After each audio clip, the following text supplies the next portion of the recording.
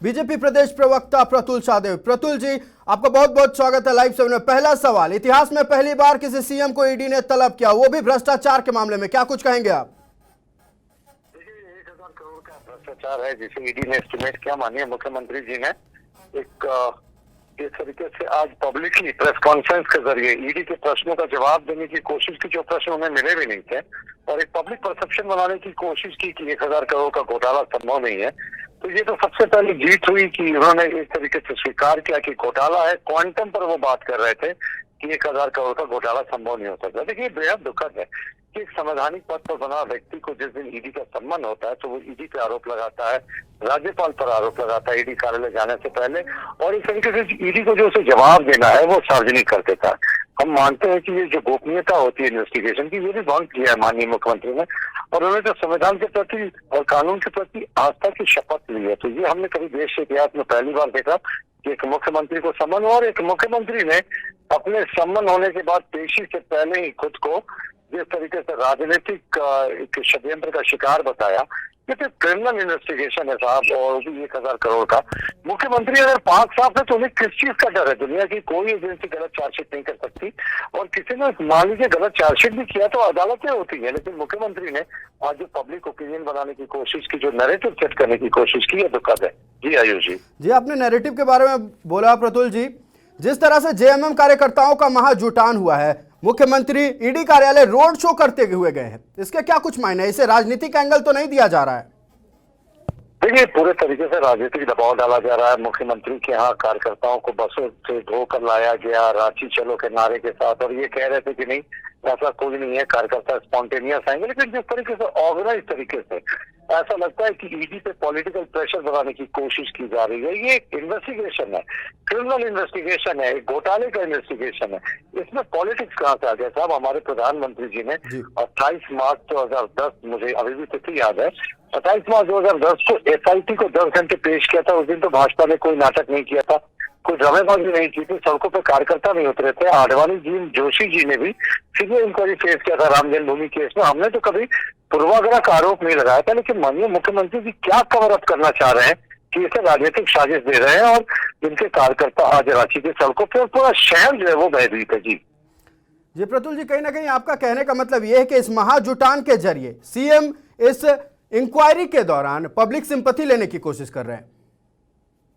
तो सिर्फ public sympathy नहीं, वो दबाव बनाने की कोशिश कर रहे हैं जो संवैधानिक पद पर बैठे व्यक्ति के लिए अनुचित है। आज आप बताएं कि इन्वेस्टिगेशन है, मैं फिर से रिपीट कर रहा हूँ, जुडिशियल प्रोसेस का एक हिस्सा इन्वेस्टिगेशन होता है, फिर अदालतें आती हैं। तो इन्वेस्टिगेशन के दौरान आप कहीं ना कहीं बाधा डाल रहे हैं, एजेंसियों पर प्रभाव डालने की कोशिश कर रहे हैं, और जो आपको एजेंसी को जवाब देना है, जो एजेंसी से पूछताछ करना है, उसे प्रेस कॉन्फ्रेंस के जरिए आप रिलीज कर रहे हैं। तो कहीं ना कहीं आप एक कवर अप ऑपरेशन चलाने की कोशिश कर रहे हैं, यानी आपके पास छिपाने को काफी कुछ है, और जो घोटाला है आप उस पर ध्यान भटकाकर उसको एक पॉलिटिकल एंगल देने की कोशिश कर रहे हैं, जो मैंने कहा ना, संविधान के प्रति आस्था लिए व्यक्ति के लिए ये उचित नहीं।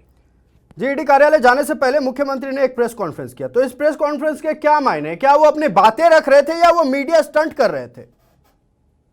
ये 100% जैसा आपने कहा ना, ये मीडिया स्टंट थी, लोगों का ध्यान बांटने की कोशिश थी, क्योंकि उन्होंने ईडी के जो प्रश्न शायद उनसे आज पूछे जाए, उनको उन्होंने पहले ही अज्यूम करके उसका जवाब दिया। घोटाले की राशि के बारे में कहा कि 1,000 करोड़ संभव नहीं हो सकता। उन्होंने जो हैंड आउट दिया उसमें बताया कि कितने हजार ट्रकों की आवश्यकता है प्रतिदिन, और इतने 100 ट्रक हैं। ये सारा चीज तो उनको ईडी के सामने जवाब देना चाहिए था अगर ईडी उनसे प्रश्न करता। लेकिन ये नैरेटिव जो है इन्वेस्टिगेटिंग रूम से बाहर, जिस रूम में उनसे पूछताछ होगी उसके बाहर की दुनिया में ये जो खेल रहे हैं इस तरह का खेल, ये उचित नहीं है, कतई उचित नहीं है। मुझे लगता है इन्हें कानून का पालन करना चाहिए, नजीर पेश करनी चाहिए, और कानून का सिद्धांत भी है ना साहब, आप धन बल से, आप जन बल से, और आप बहुमत के आधार पर भ्रष्टाचार करके ये कहकर नहीं बच सकते कि बहुमत हमारे साथ है, जनता हमारे साथ है। देश का कानून सर्वोपरि होता है। आयुष जी, जिस अवैध खनन घोटाले के बारे में अगर बात करें तो निलंबित आईएएस पूजा सिंघल भी कहीं ना कहीं कानून के घेरे में इसी मामले को लेकर है, और खनन सचिव भी मुख्यमंत्री हेमंत सोरेन ने ही बनाया था। तो क्या इस बात को लेकर ईडी हेमंत सोरेन को घेरने वाली है? क्या लगता है? देखिए, ईडी क्या करेगी ये तो ईडी के प्रवक्ता बताएंगे, लेकिन देखिए ओपन एंड शट केस है। ईडी ने अवैध माइनिंग के केस रजिस्टर किया, फिर माइनिंग सेक्रेटरी के यहाँ छापा मारा, तो राज मिले उनके पीए के यहाँ छापा मारा, 25 करोड़ की रिकवरी हुई। देखिए 25 करोड़ हम लोगों ने जाकर रख दिया, पंकज मिश्रा, जिन्होंने बड़े फेमसली ईडी को चैलेंज करके कहा था कि अगर हिम्मत चाहिए आई एम वेट, उनके सहयोगी और बिजनेस पार्टनर जब चापे पड़ते हैं तो 10 करोड़ रुपए की राशि बरामद होती है और 48 करोड़ का रुपए की अवैध संपत्ति सिर्फ पंकज मिश्रा के पास जो है अवैध संपत्ति वो सीज हुई। तो आप सोच सकते हैं कि उनके जो सहयोगी हैं, बिजनेस पार्टनर्स हैं, उनके पास कितनी अथाह संपत्ति इन्होंने अर्जित की होगी इलीगल माइनिंग के जरिए। और याद रखिए आयुष, ये वही पार्टी है जो जल, जंगल और जमीन का नारा देकर सत्ता में आई थी और इन्होंने आर्थिक रूप से ही यहाँ के खनिज संपदा का दोहन किया। जी प्रतुल जी, एक और बात अगर हम देखें, सड़कों पे जिस तरह से जेएमएम कार्यकर्ता उतरे हैं, एक बड़ी भीड़ जमा हो गई। इस बड़ी भीड़ के कारण कहीं ना कहीं जनता को परेशानी हो रही है और 10 बजे से लेके या यूं कहें 9 बजे से लेके 11 साढ़े 11 बजे तक का समय ऑफिस आवर का समय होता है। तो जनता को कितनी परेशानी हो रही है अपने काम पर पहुंचने में? इस सारे क्या कहें इनको, मीडिया स्टंट कहें या फिर आपने जिस तरह से कहा एक राजनीतिक स्टंट को लेकर? देखिए, पूरे शहर में कल से भय का माहौल क्रिएट करने की कोशिश की जा रही है कि मुख्यमंत्री ईडी कार्यालय जाएंगे, हजारों जेएमएम के कार्यकर्ता है, उनका जन सैलाब होगा। और ये जेएमएम के कार्यकर्ता कभी नहीं कह रहे, इनके नेता कह रहे हैं कि ये जनता है, पर जनता अगर होती तो अगर इस तरीके का स्पॉन्टेनियस रिएक्शन जो होता है वो लाखों लाख की संख्या में दिखता है। ये ऑर्गेनाइज रूप से जेएमएम का प्रदर्शन है और ये पॉलिटिकल प्रेशर देने की कोशिश काट रहे के लिए कतई उचित नहीं।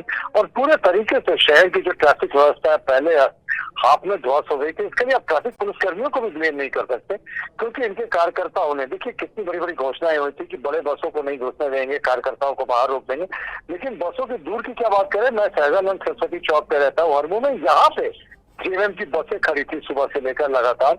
तो ये पूरे तरीके से प्रशासन लगता है मूक दर्शक बनकर रह गया और कार्यकर्ताओं ने अपने अपने वाहनों को शहर के भीतर लाकर पूरी जो ट्रैफिक व्यवस्था है, बच्चे फंसे हुए जाम में, जो एम्बुलेंसेज हैं उनके फंसे होने की तस्वीरें आ रही है, ये कतई उचित नहीं। जी, तमाम जानकारी के लिए बहुत बहुत धन्यवाद प्रतुल सहदेव जी।